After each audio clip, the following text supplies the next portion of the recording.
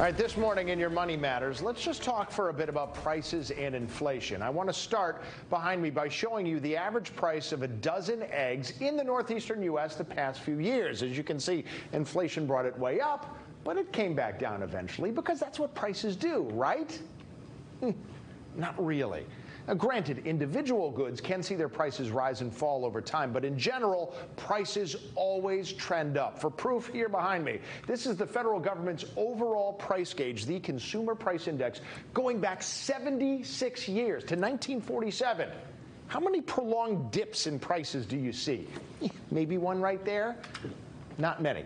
Prices don't trend down. Back in the 40s, Grandma was getting those eggs for 80 cents a dozen. I think most of us understand we're never gonna. So if you are currently getting squeezed at the checkout line, where is your relief gonna come from? Remember, everything trends more expensive over time, including your labor.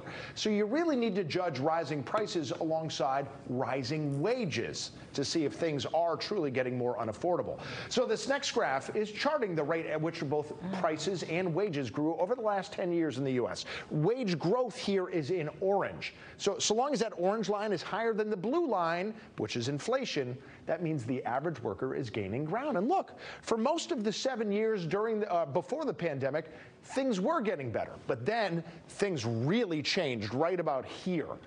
Now, even though wage growth got better during the pandemic, that orange line went up because of the Great Reshuffle. As you can see, the blue line, inflation just chewed it all up. But notice a little bit of good news at the end here. This trend has reversed in the past couple of months, with workers slowly starting to gain ground again. Now, again, what we're looking at here is the rate things changed. If you want to look at things in terms of dollars and cents, here's how much $100 worth of work and $100 worth of food 3 years ago would be worth now. Again, look at the orange. Americans were gaining ground on inflation for a while, but in the last year or so, they even back up. And they're now both worth about 20% more. So I think the big takeaway here is that if you're hoping to gain ground on inflation, don't wait for prices to come down. Your best bet is to maximize your earnings potential.